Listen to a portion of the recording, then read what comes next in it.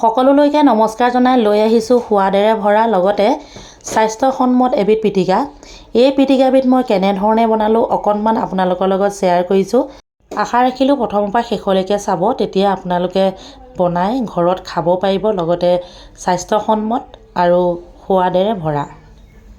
এতিয়া মই আগবাঢ়িছোঁ কলডিলটো কেনেধৰণে পিটিকা বনালোঁ।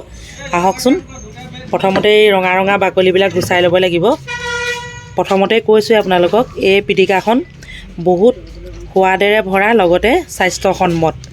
আহক তেনেহ'লে আপোনালোকে চাই থাকক মইনো কেনেধৰণে বনালোঁ। প্ৰথমতে মই এই ৰঙা ৰঙা অংশ বাকলিবিলাক গুচাই দিম, মানে এইবিলাক যিহেতু পিটিকা বনাবলৈ উপযোগী নহয়, সেয়েহে এইবিলাক ধুনীয়াকৈ এতিয়া মই গুচাই দিম। কোমল কোমল অংশটো উলিয়াই লৈছোঁ। এয়া তাৰপাছতে কেনেধৰণে কি কৰিছোঁ চাই থাককচোন।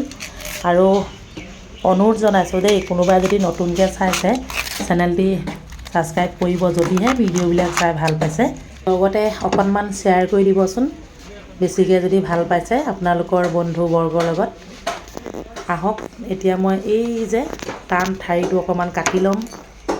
তাৰপিছতে এনেধৰণে প্ৰথমতে ধুই লোৱা হৈছে, তাৰপাছত আকৌ ধুব নালাগে আৰু বাৰে বাৰে ধুই থাকিলে ইয়াৰ আঠাখিনি গুচিহে যাব। এই আঠাখিনি আমাৰ স্বাস্থ্যৰ বাবে বহুত ভাল, সেয়েহে কলডিলৰ আঠাটো কেতিয়াও ধুই পেলাই আঁতৰাই দিব নালাগে। কিন্তু কলডিল কটাৰ আগত অকণমান মিঠাতেল ঘঁহি ল'ব লাগে হাতত।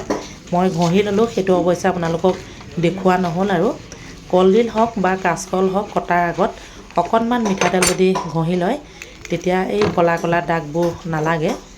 মই এই টেবুলখনতে কাটিছোঁ, টেবুলখনো চাফা চিকুণ কৰি লৈছোঁ, মানে খোৱা উপযোগী কৰি লৈছোঁ। আৰু এতিয়া এটা কুকাৰত এনেধৰণে টুকুৰা টুকুৰকৈ বইল কৰি লৈছোঁ। এয়া চাওকচোন, 4-5টামান চিটি দিব লাগিব, যিহেতু কলডিলটো অকণমান ডাঙৰ আৰু লগতে ভীমকলৰ কলডিল। এয়া ইতিমধ্যে পানীও জোখমতে দি দিছোঁ। তাৰপিছতে গেছত পাতি দিমগৈ। আৰু কলডিলখিনি বইল হয় মানে এটা বস্তু আপোনালোকক দেখুৱাইছোঁ, মান ধনিয়া। মান ধনিয়া ইমানেই ভাল ভাল গুণ আছে, সেইটো কৈ শেষ কৰিব নোৱাৰোঁ। বিশেষকৈ ল'ৰা ছোৱালীবিলাকক মান ধনিয়া মানে যিকোনো ৰেচিপিত আৰু মান ধনিয়া দি খুৱাব পাৰে, যিহেতু কথা মনত ৰখা শক্তিটো আছে, মানে স্মৃতি শক্তি বঢ়ায়। মই মান ধনিয়া কেনেধৰণে ৰুই থৈছোঁ চাওক।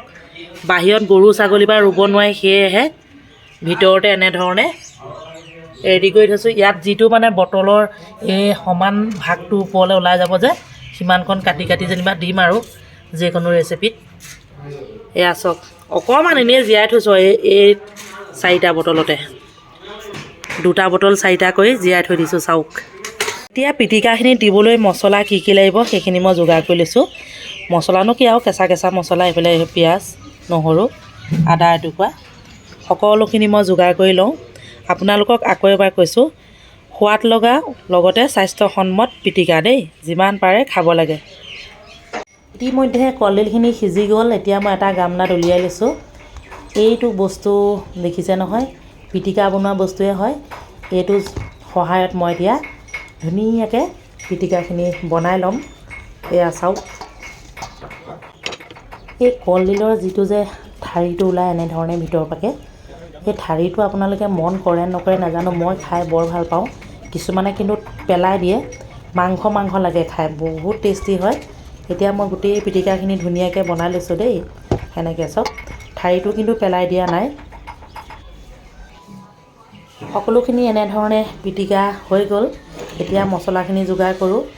জলকীয়া, আদা, পিঁয়াজ সৰু সৰুকৈ কাটি লৈছোঁ। এই শুকান জলকীয়াকেইটা কিন্তু লাগিবই দেই, নহৰুটো লাগিবই। শুকান জলকীয়াকেইটা অকণমান টাৱাতে পুৰি লৈছোঁ, ইয়াৰ গোন্ধটো বৰ ধুনীয়া হ'ব চাবচোন। এইফালে চাওক, আদা নহৰু পিচি ল'লোঁ। এইফালে কালা নিমখ, জলকীয়াকেইটা অকণমান খুন্দি ল'ম। শুকান জলকীয়া পুৰি পেলাই যদি পিটিকা দিয়া হয়, সঁচাকৈয়ে বহুত ধুনীয়া লাগে। এতিয়া নিমখ দি দিলোঁ জোখমতে, আদা নহৰু জলকীয়াখিনি ইয়াতে যোগ কৰি দিলোঁ। এই সময়ত এতিয়া আপোনাৰ হাতেই কৰিব লাগিব, কাৰণ সেইটো বস্তু দি এতিয়া মিলাব নোৱাৰি আৰু, বা চামুচে মিলালেও ভাল নালাগে। আৰু এটা কথা আপোনালোকে মন কৰিব, পিটিকা সদায় হাতেৰে পিটিকি বনালেহে ভাল লাগে।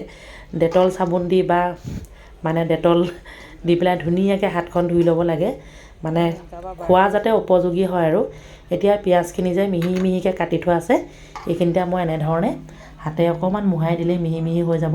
আৰু পিঁয়াজ এনেধৰণে কাটি দিলেহে ভাল লাগে, পিচি দিলে ভাল নালাগিব চাগে। মানে পিটিকাত সদায় এনেধৰণে মিহি মিহিকৈ কটাৰীয়ে কাটি দিলেহে ভাল লাগে, নহয়নে বাৰু? আপোনালোকে জনাব দেই। লগতে আপোনালোকেও বনাই এনেধৰণে খাব।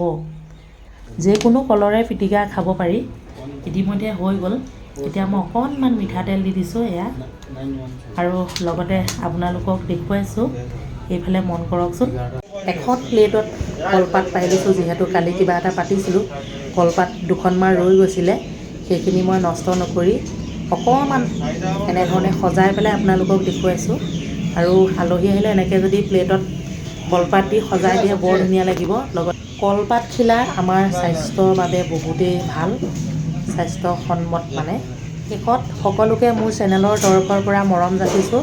আপোনালোকেও এনেধৰণে কলডিলৰ পিটিকা বনাই খাব। তেনেই সহজ পদ্ধতিৰে বনাব পাৰি। আজিলৈ আহিছোঁ, বাই বাই।